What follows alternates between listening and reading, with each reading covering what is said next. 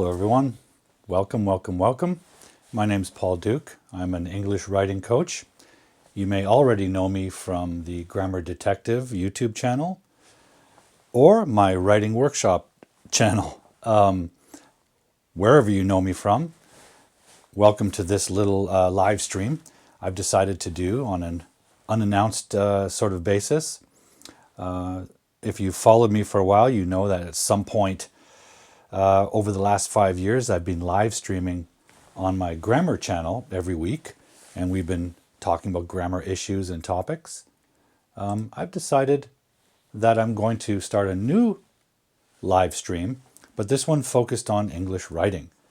So I thought I would get out here, do a little live stream, hopefully connect with some audience members and some learners out there, and find out from you what you need to learn, what you want to learn from an English live stream.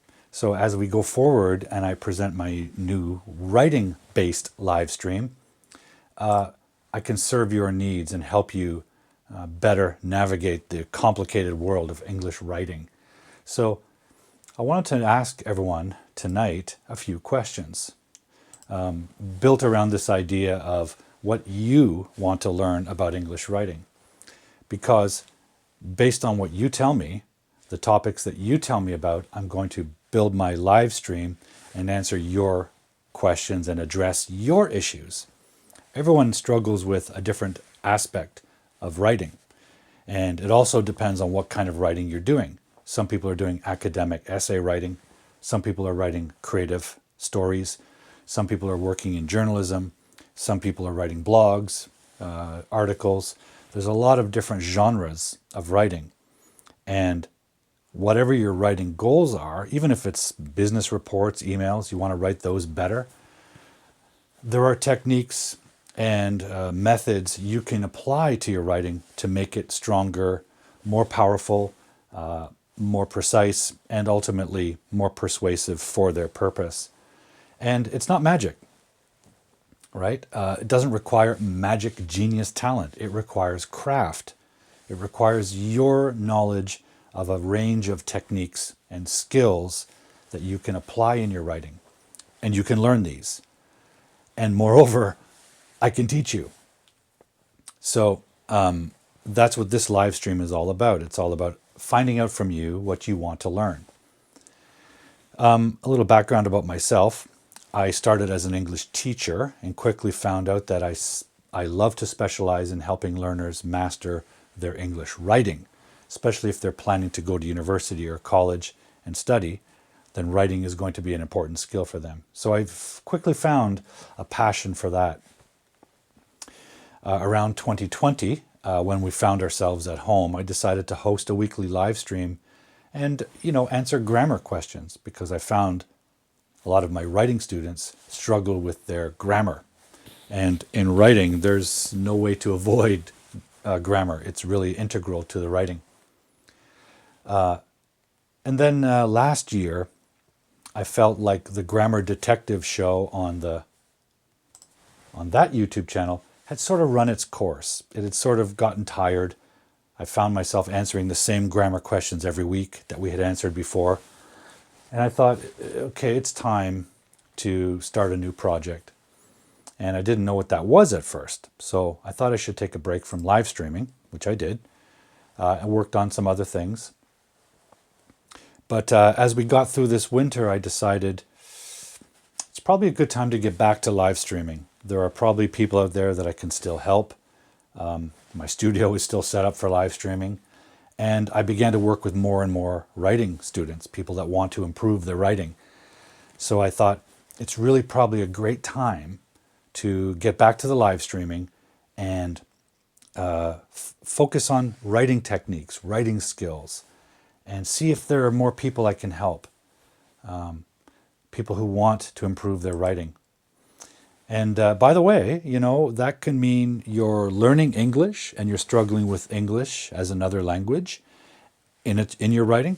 It could also be you're a native speaker of English and you're still struggling to write. Some people are native speakers of English and they may be really good speakers, but maybe they've never learned the craft and the skill of writing. I want to help you too. So this live stream I'm proposing, this live stream I'm planning, is to teach you guys the writing skills you need to excel. And it doesn't matter if you're learning English or you're a native speaker. This is for both of you. Because I won't be focusing necessarily on English language skills. I'll be focusing on writing skills and techniques. So I want to know from you what you want to learn, right? What parts of English writing do you want to learn about? So please put your answer in the comments. And if you're watching this video after the live stream, go ahead and add comments. I'll be following that up and checking those over. So please, comment either live or later watching the recording. Either way, I want to hear from you, okay? So tell me what you think, right? What do you want to learn about? Or what parts of writing have troubled you? Have you struggled with? Which parts of writing confuse you? I want to hear from you. And if you're joining the live stream, please also tell me what country you're in. Say hello. Say hello in the comments. You might be watching on YouTube or Facebook. I want to hear from you. So let's see. Is anyone out there watching? It's hard to know with live streams. Sometimes people tune in, sometimes they don't. It also sometimes depends on the time of day people are catching you. So if you're watching, please say hello. Love to hear from you. Let's just check on YouTube and Facebook, see who's with us.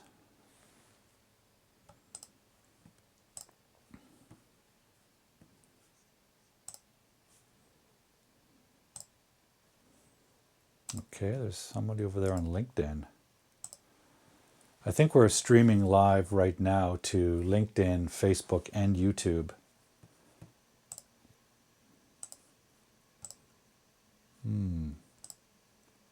Yeah.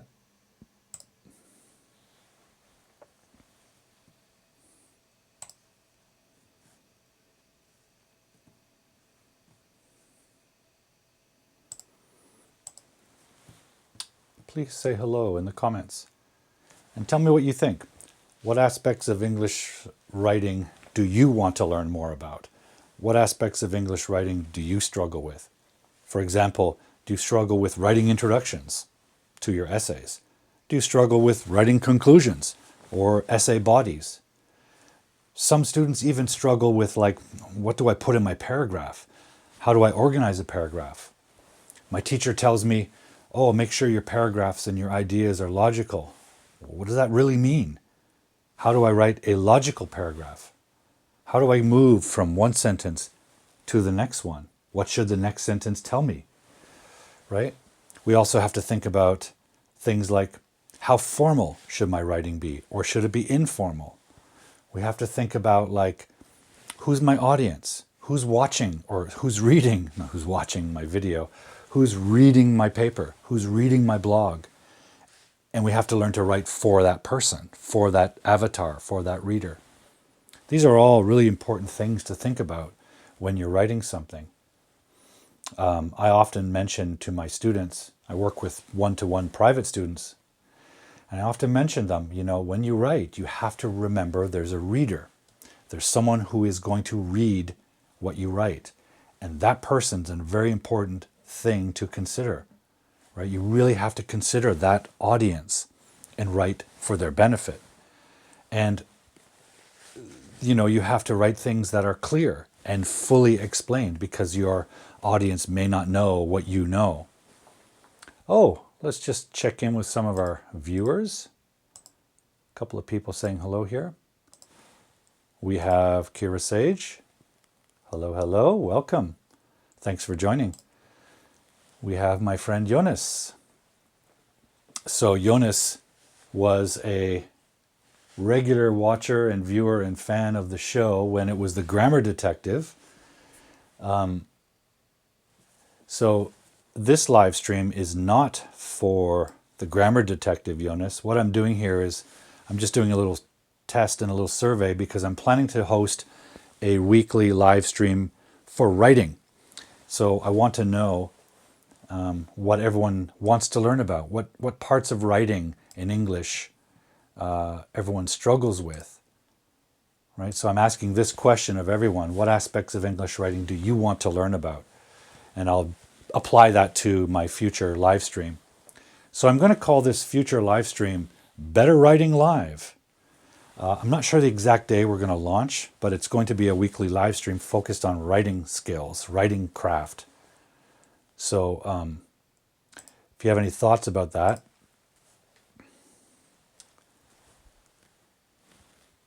Yeah, this is a great question, right? If you've never met the audience and you're not certain who they are going to be, how do you write for them? Yeah, it's a very good question. I would say this, when you write for school, your teacher gives you an assignment. Let's say, answer the question, should high schools have uniform policy or no uniforms? And they ask you to write an essay about that. You might immediately think that your audience, your reader, is your teacher. But what you should do with a question like that is imagine if it was a real question in the real world, not in a classroom, and write for the person who needs to hear it. So for example, if the teacher asks you to do an assignment where you answer the question, should high schools have uniforms or not? Imagine you're writing for the high school principal. That's who's going to read it. So then it gives you an avatar, an imaginary reader, and you can decide, okay, should it be formal? Well, it's the high school principal. She's older than I am. I should be respectful with my tone. Let's write in a formal register. And then you can say, well, why am I writing to that principal? You're writing to that principal because you want her to know your opinion about the uniform policy. And that guides how you write it. Furthermore, you not only want to submit your essay to the teacher and get a good grade, that's your purpose, but you also want to think bigger than that so that your writing will be great.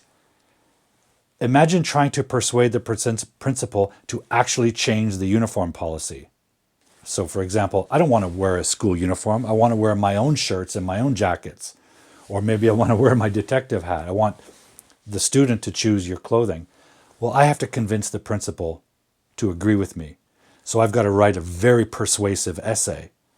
When you imagine that avatar, not only do you write a better essay because you're trying to make it convincing, you're going to get a better score from the teacher because the teacher is expecting you to just write enough to get a good grade. So audience is partly an imaginary process. You have to project and imagine the possible person who might read it. And they might be a peer, someone who is studying the same topic you are. So if you're writing a philosophy paper, you're writing for a philosophy audience who have some knowledge. Or you have to take that topic and extend it into the real world and say, who would read something about a school policy? Teachers might read it, parents might read it, principals might read it. Write for them. And then you can imagine, okay, how formal it should be, how casual, right? But it's a great question, Kara, and it's something we can devote an entire live stream to, an entire class. So that's a great topic. Main idea and thesis, right? So we could say that thesis is your opinion or your main idea, specifically in an academic paper. The idea of main idea can be translated to things like storytelling, narrative. It can be translated to other forms of writing like an email. If you write an email to your boss and your goal is, I want to ask for a raise. So then your main idea of the email is getting a raise. You're trying to convince the boss to give you a raise. So everything in that email will be guided by that main idea. And so its main idea is thesis, but in other forms of writing, not just academic papers. Thesis is more of an academic term, but it's the same thing. It's the idea that guides everything in that writing. So an email writing to the boss to get a raise, all the material in that email should be directed around that idea. So reasons why they should give you a raise, all the things you've done for the company that year, your successes, your goals going forward. Anything related to getting a raise goes in there. That's why you need a main idea. It guides what you put in your writing and what you leave out, right? Love your questions. What's all the hype about transition words in writing? Yeah, so sometimes we learn about transition words. Therefore, however, nonetheless, although, we learn about those when we're beginning. And it seems like they're not necessary because we're writing kind of simply. The point is, though, to learn those things when you're writing simple paragraphs, when you're a beginner or a young student. But those skills are scalable. So if you learn how to use however in grade 9 when you're writing a paragraph, it might not seem useful. What about when you get to grade 11 and you're writing a 5-paragraph essay? Or when you get to university and you're writing a 10-page essay? There, your paragraphs are much more complicated, and the focus of your ideas are going to range all over the place. Then, the transition words are very necessary, because when someone reads a really complex paragraph, a reader, it's for them. It guides them through the forest of your writing. It tells them, okay, now that we've said that, we're going to move in a slightly different direction. Still in the paragraph, but we're just going to shift the focus of our idea in this direction. Is it a contrast? Is it an additional piece of information? Is it an example? You have to cue the reader so that they don't get confused. And that's why I'm always talking about the reader, the audience, the avatar. Because when you write for the reader. The only time you write for yourself is when you're writing a diary and you're never going to show it to someone. Every other form of writing, a text message, an email, it's for someone else. It's to communicate something to someone else. And in fact, it's to get someone else to do something. You want to prompt an action, even if it's just their understanding. Knowing that stuff, this is why we need transition words. It's for the reader's benefit. If you go hiking, I live close to the mountains, and you can go on beautiful hikes in the mountains. If you go hiking in the mountains, it's really easy to get lost. All you see is trees and bushes and logs and animals and rocks and mud. Really easy to get lost. And if you're not a professional hiker and you're not going to go for days and get lost in the wilderness, you want to go on the tourist trails. And if you go on those tourist trails, you might head north in one trail, and then you get to a crossroads where there's 3 or 4 trails. When you do, there's usually a post with a map. That's like a transition word. It says, we're going to go this way, west, towards the river. And now you know what to expect.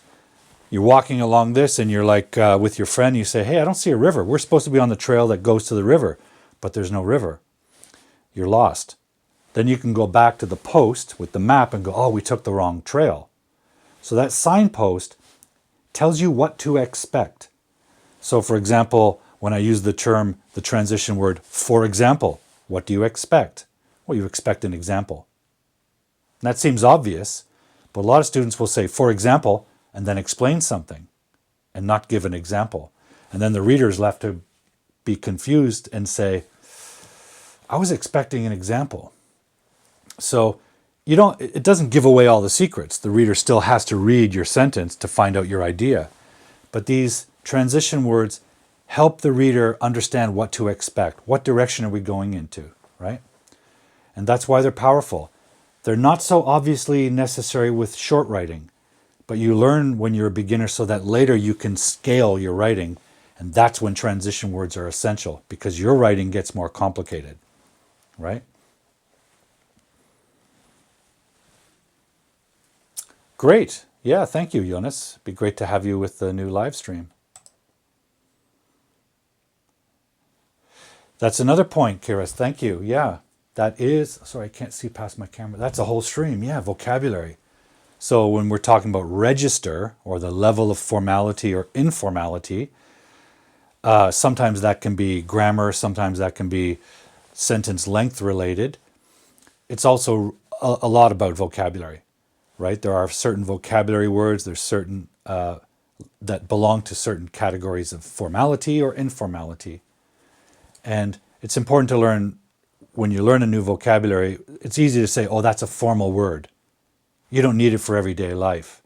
Well, okay, why does it exist, right? It may have a specific application, especially when we get to university and you're studying something like very specific field like philosophy or medicine. They have a lot of vocabulary that's dedicated to that area of study, and it refers to something very specific that belongs in that specific category of study. And you need to learn those words if you're in that field, because they refer to very specific things that are part of that daily life. So when you're young, you think, I don't need those words. It's not part of daily life. I just need words like cool and yo. Yeah, okay, what happens when you want to be a doctor? And a patient says, doctor, what's wrong with me? How did the test come out? And all you know is to say, yo, cool. Well, your patient's not going to be happy with that. They want details. They want to hear, well, you have some mild arthritis of a rheumatoid variety. Specific details, right? Vocabulary refers to something very specific. And the more complex the topic, the more the need for specific vocabulary, right? Just going to jump ahead to another comment here. How many times should I revise before I know my writing is good? How do I know when it's good enough for my teacher? Great question. And again, this is something we can talk about in a whole episode about editing. I would just quickly say that if you know the purpose of your writing, and that's another topic for a whole show, purpose. What am I trying to achieve with my writing? What am I trying to communicate into the world that will make the impact I want? Like getting the raise from my boss. If you know the purpose, it's a lot clearer when you're done your essay. You're done your essay when it completely and clearly fulfills that purpose, right?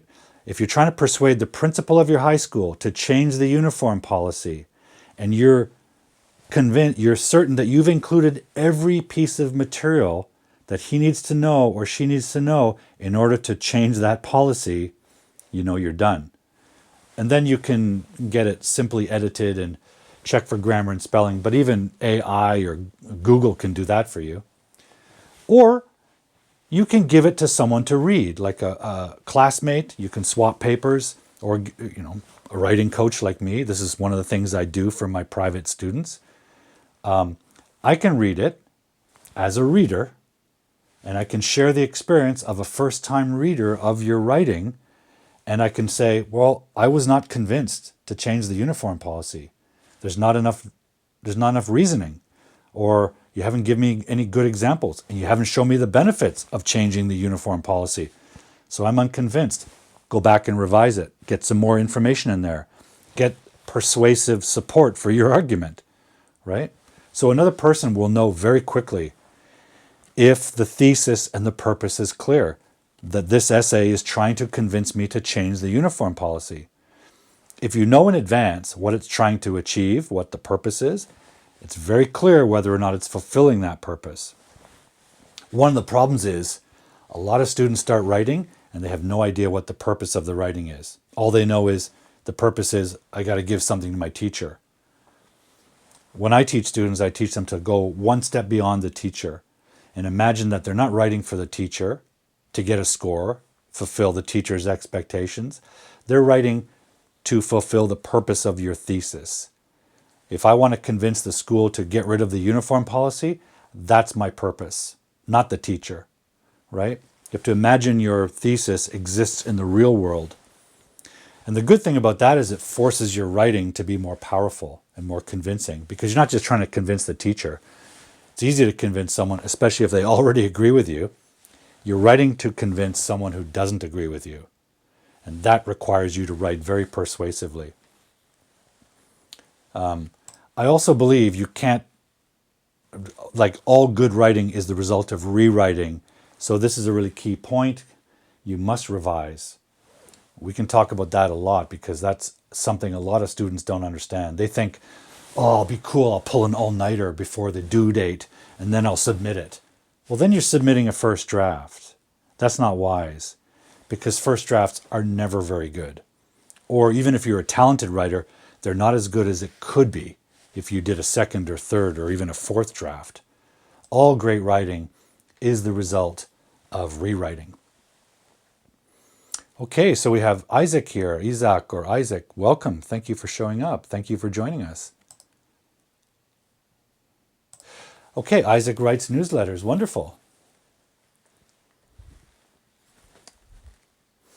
Well, I would say with newsletters, and I subscribe to a lot of newsletters, first, I would say not too long. And because you're hopefully reaching a wide range of audience, you want to write in a way that's very understandable, regardless of that person's previous knowledge or their, let's say, their reading skill level. That's what newspapers do really well. They write at a very kind of neutral, hopefully, a very neutral tone and register that highly educated people can appreciate because there's depth, there's detail, there's elaboration. But also less educated people can still understand and grasp.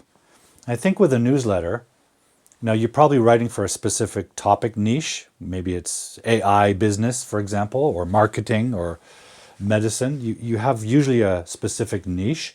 So you can assume they have some level of knowledge and familiarity with the topic. That's helpful. So you can use a lot of shortcuts. You can use specific vocabulary or even like industry jargon. But I would also say people who read newsletters probably subscribe to more than one. So brevity or conciseness, keeping it fairly short, is probably pretty powerful. Because if they can read it, in 5 minutes or 10 minutes, they'll probably read it every week. And if you're producing a newsletter, whether it's weekly or daily, you want the return reader. That's important. And so I think length, especially nowadays with the amount of information people can consume, especially with videos and other stuff, it's pretty important to be concise and brief. So writing newsletters, make every word count. If you don't need that word, get it out of there. Keep your ideas very tight. Concision, keeping the idea very focused, very tight. Nothing extra that's not needed. Keeps it nice and short and brief, but also powerful and full of compelling information. I think that would be a really strong considerations for newsletters.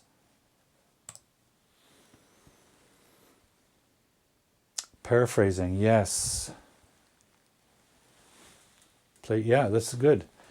Yeah, thank you, Jonas. That was a very popular video, actually.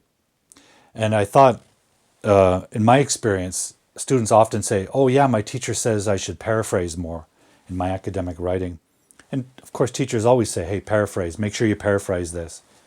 The problem I always noticed was that a lot of teachers never say how to paraphrase. They just say, oh, just make it different. Well, what does that really mean?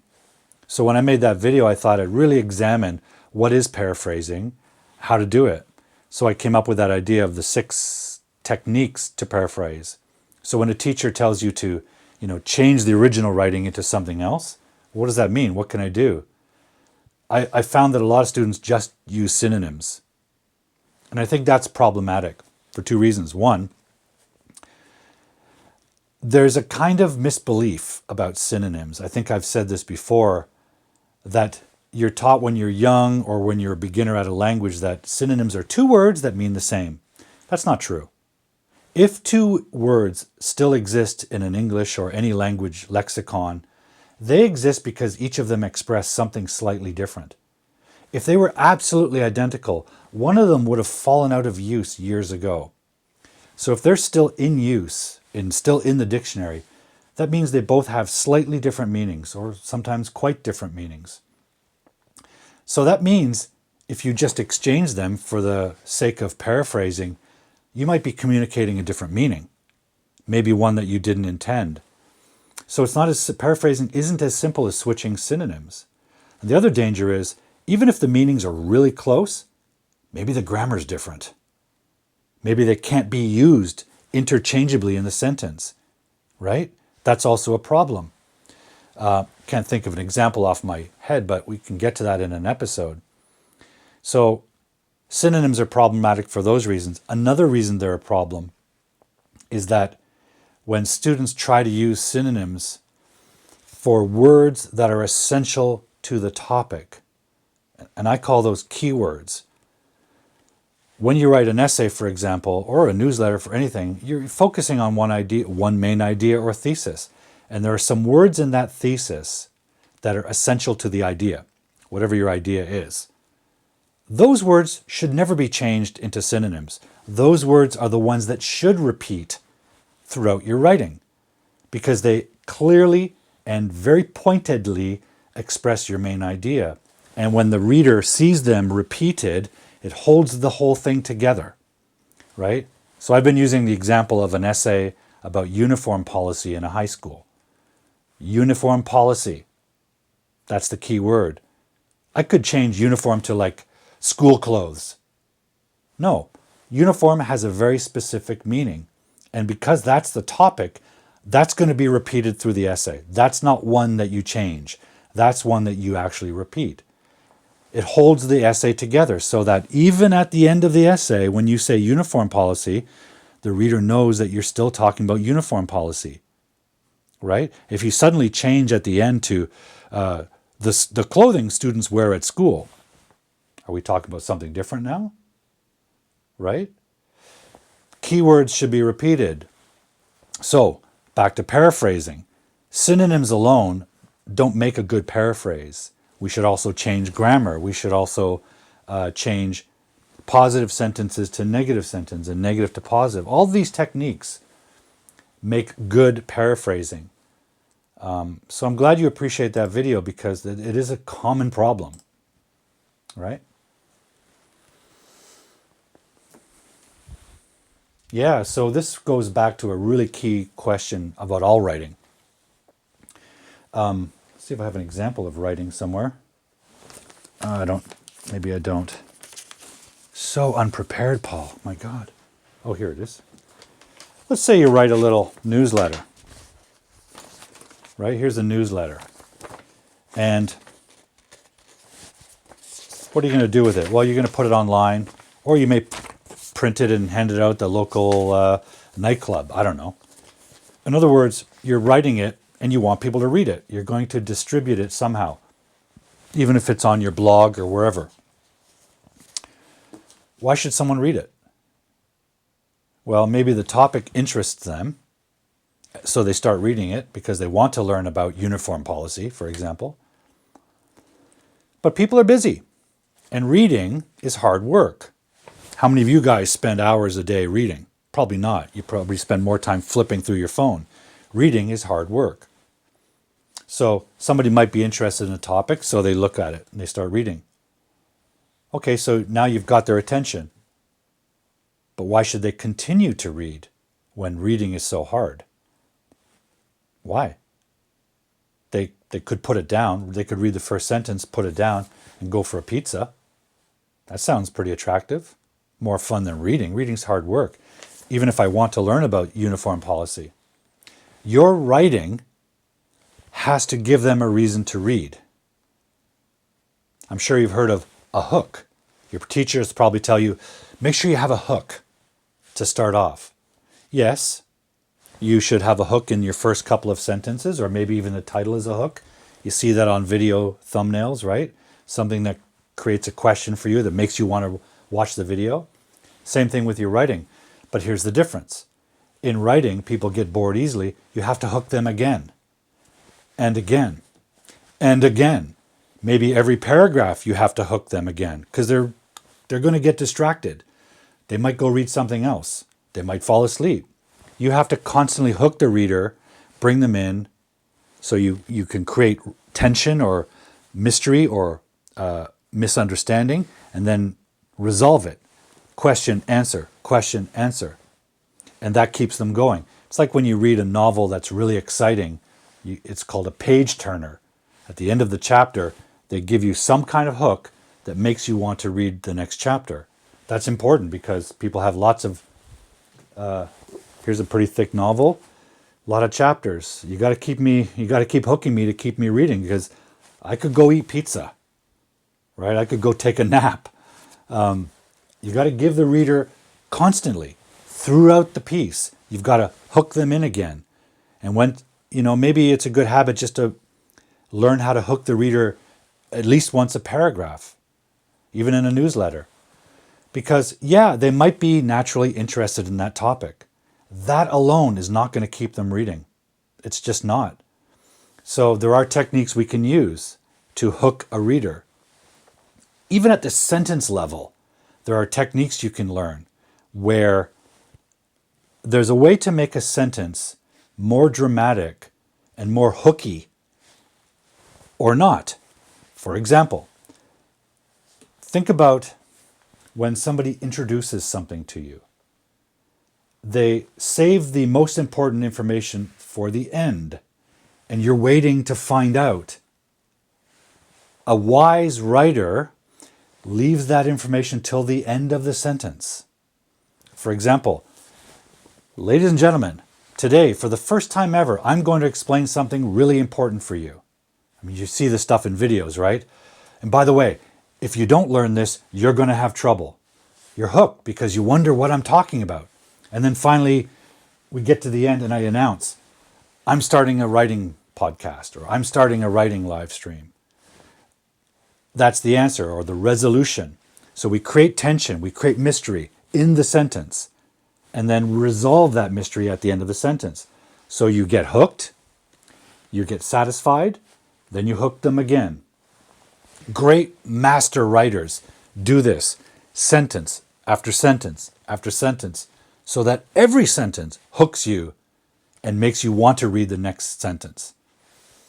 Now that's mastery, but you can start by learning how to do it at least for each paragraph. But it's important. A writer's duty is to make the reader want to read. They're just not naturally going to read, right? People have free will. They can look at this cover, The Nuclear Age by Tim O'Brien, and go, wow, intriguing. The cover art, what an interesting photo. Huh? Boring. Done. Tim O'Brien, great writer. Second, third sentence, he didn't hook me.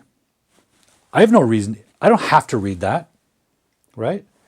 This is why we have to think beyond the classroom. Because when you submit something in a classroom, your teacher will read it. You don't have to hook your teacher. They will read it because they're paid to read it.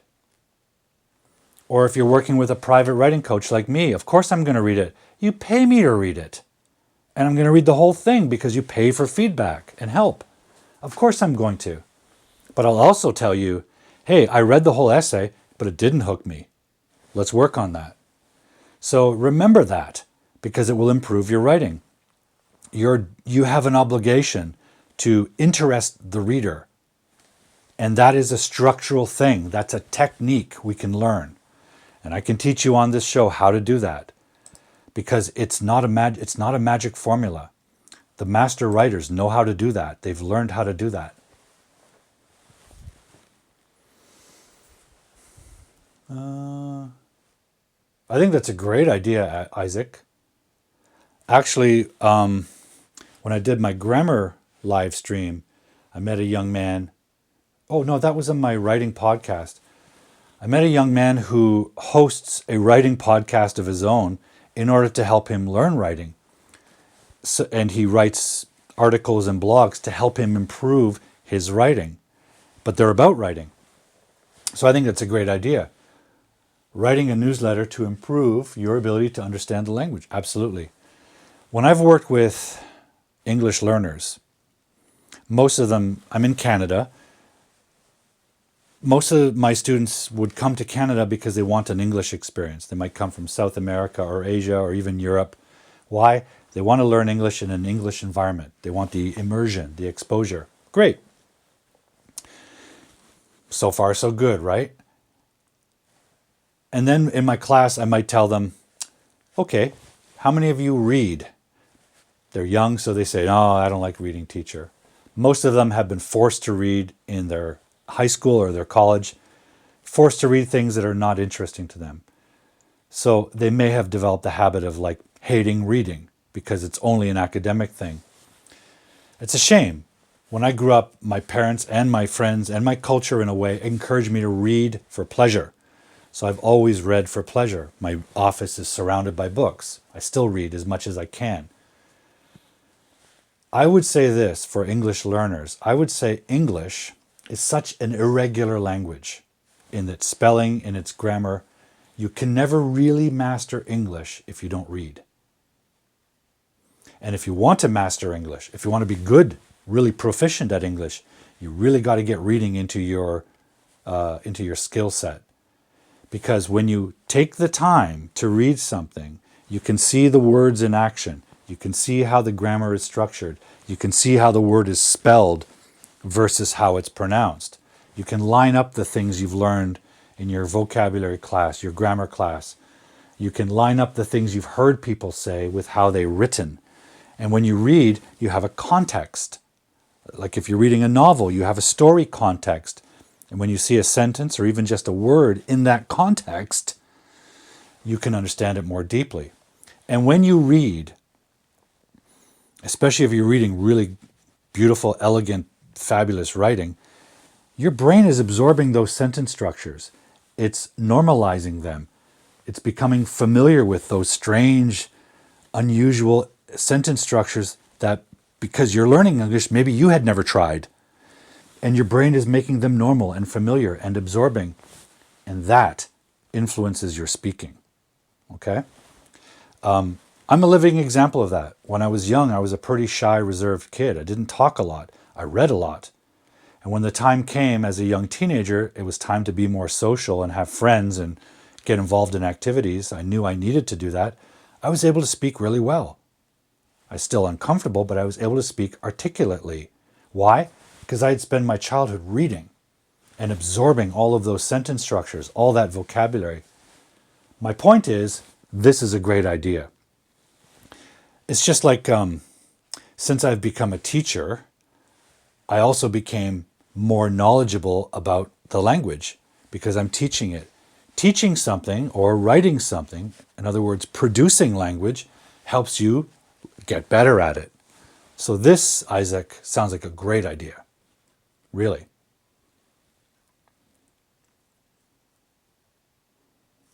Let me ask you another question, guys. So the reason I'm doing this live stream tonight is because I want to hear feedback from you guys because I'm planning a new live stream. I'm going to call it Better Writing Live. Not sure the exact date. That's another thing I want to know. But I've wanted to get your ideas about what kind of content, what kind of topics you want to learn more about. But I also need to ask you this.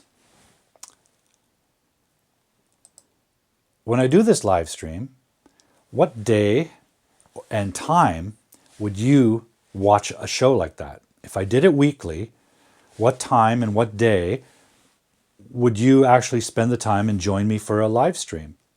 And also, when you answer this question, tell me what country you're in because we all have different time zones. I live in Vancouver on the west coast of Canada. And for example, right now it's 15 minutes before 7 p.m. But maybe in your country, it's early morning. So that's something I have to think about when I plan a live show. I have to think about which day and time I can help you. When are you going to be able to watch it? Although it's true that I'll post this recorded onto my YouTube channel, which I will do, but then you can't interact with it. You can't comment with me live or ask questions live, right? So the live stream is always better to watch. So which day would be most convenient for you? Which day, which time, and in which country? Although Kira moves around a lot, I'm not really sure where you are these days. I know you were in California, then New Mexico, maybe? I can't recall where. I know you had been in California, and then the last time we spoke, you had taken a new job, maybe, I want to say New Mexico, or did you go to Mexico? I can't remember. So I think our time zones are pretty aligned. But on what day and at what time would you like me to stream a live show? What do you think? And also, what do you want to learn about writing?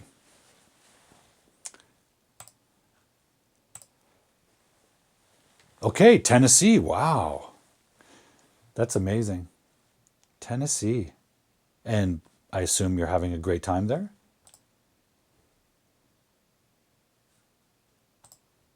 Sounds great. I really admire the fact that you're so mobile and moving around and helping students all over the place. It's great. That's right. Platzi. Yeah. Okay. Yeah, you've done amazing work. So, can't say I'm proud of you because I had no role in it, but I'm really impressed with what you've done over the last few years. It's so great. And by the way, if you don't remember that, Kira was on my live show, my grammar live show on the Grammar Detective YouTube channel. She joined me for that actually a couple of times, I think. And you were one of my most popular guests. Yeah, y'all. Yeah, I love it.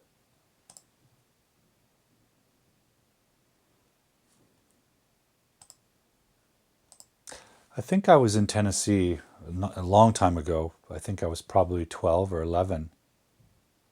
I can't even imagine what it's like these days, but I do recall. No, I don't recall it being very beautiful. I don't recall anything on that.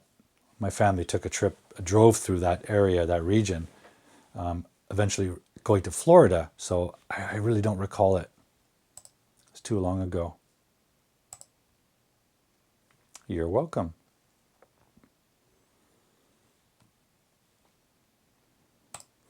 This is a very good question, Isaac.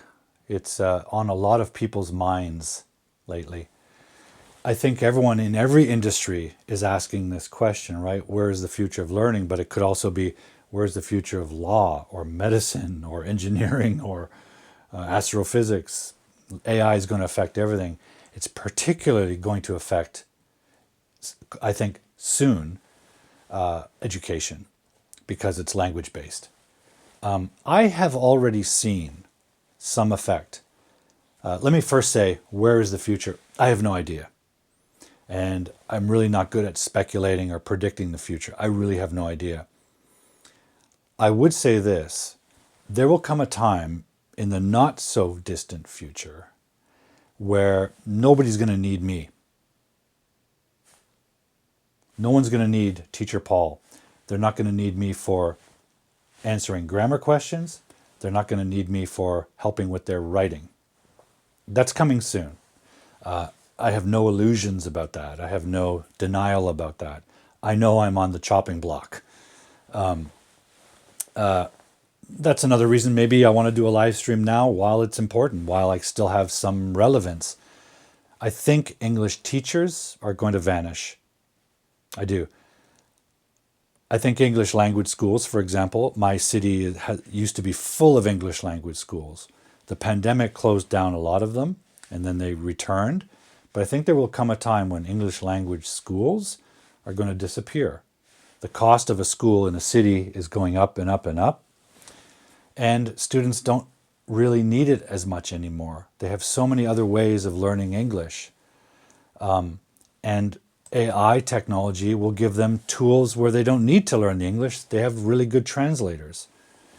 I'm sure you all know that we have things like Google Translate that I can speak into and it can translate to another language. I use this with my in-laws when I visit Japan. Okay, what does that mean? It means very soon, if not already, we'll have earphones, that you can hear someone, but they also have microphones where you can speak. And they'll be connected to AI translation technology. So for example, I can travel to Japan, put these on, and just say something in English, just have a conversation. Hi, my name is Paul. And the person with me won't hear me saying, hi, my name is Paul.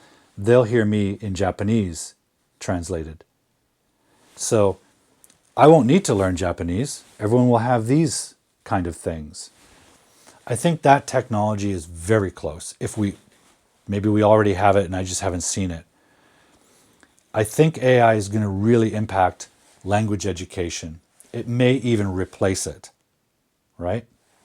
And as far as writing is concerned, it's already having a huge impact in the education field. Because, of course, you can ask ChatGPT or any AI, hey, write me an essay on uniform policies in a high school. And it will just spit it out in a minute. And if you don't want to, hand that into your teacher, you can take it, copy and paste it, and make some adjustments, put in some personal information to make it seem like you wrote it. You can do that. Any student can basically do that. And I might be able to say, hey, you shouldn't do that. You should learn how to write. And they can say, why? So I can pass the class and then graduate and then never write again? Because in the future, we're just going to ask AI to write. So why do I need to learn to write? In the past, you needed to learn how to write because in school and in business, you're going to have to write. What if we don't have to write down the road? What if AI does all our writing for us? Well, then going back to college, we don't need to learn how to write. Going back to high school, we don't need to learn how to write. These are really big changes. I think our relationship with AI will just continue to evolve naturally, but these changes are worth thinking about. They really are. Yeah. I'm not old-fashioned about language and writing. I'm not one of these teachers who would say, I don't care if you can write an essay with ChatGPT. Every student needs to learn how to write. Maybe they don't.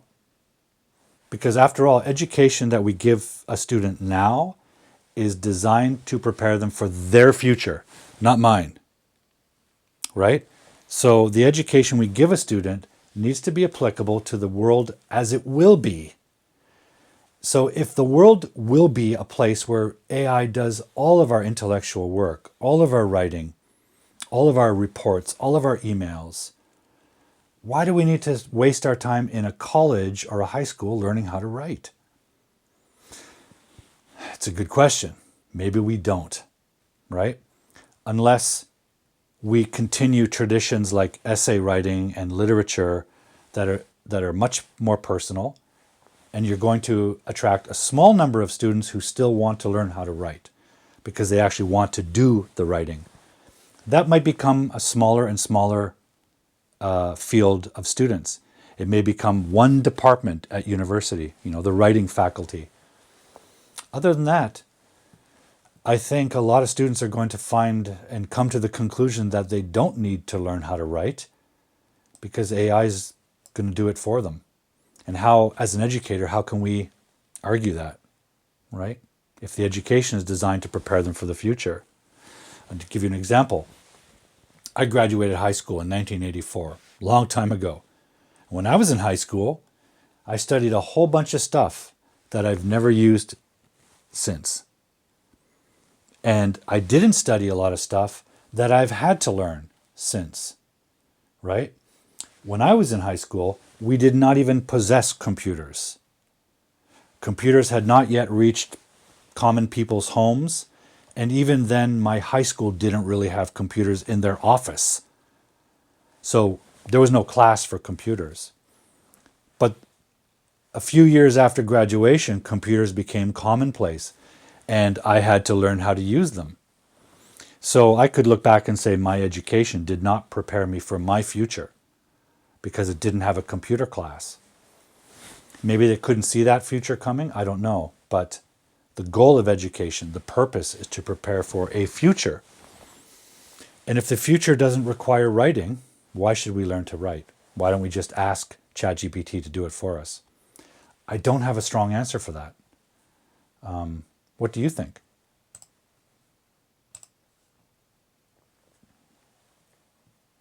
Right? What do you guys think?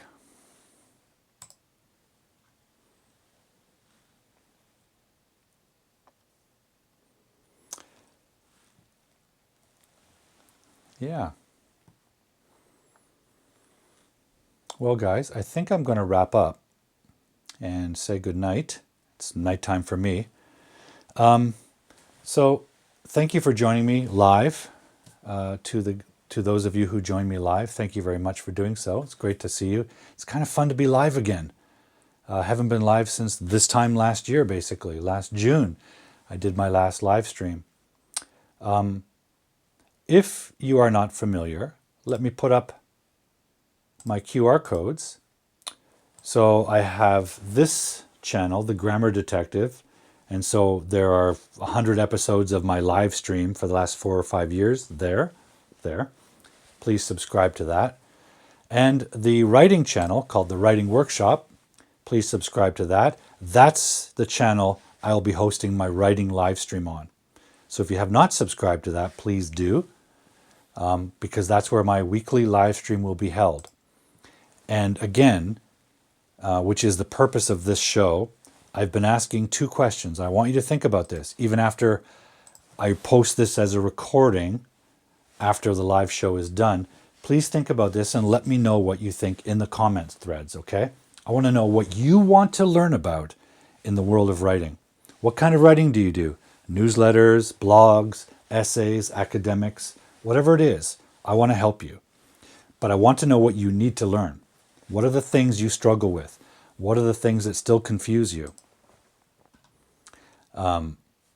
And I want to design my live stream and I want to schedule it at a time and a day that's good for you guys. So please tell me what day of the week, what time of the day, and in what country, because time zones vary. What country, what day, what time would you watch my live stream? Live. You can always see the recording, but I want you to join me live. So what's the best time and day for that, for you?